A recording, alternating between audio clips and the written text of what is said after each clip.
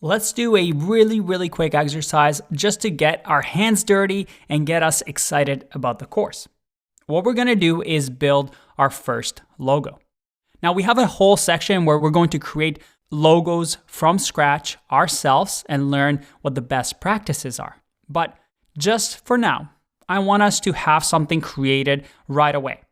And what we're gonna do is create our logo for the product that we wanna build. So in our case, if we want to build a shopping experience that beats Amazon, well, then let's create that. If you have a logo that you want to do on your own for a different product, let's do that as well. And what we're going to use is some online logo makers. Again, this is just the first step. Don't worry, we're going to get into the nitty-gritty later. But for now, I'm going to link to some resources after this video. But as you can see here, on zerotomastery.io, we have a resources page. And at the very top, we have some free logo makers that we can use. So there's 4 options here. It doesn't really matter which one you pick. I want you to click on one of these and create your own custom logo.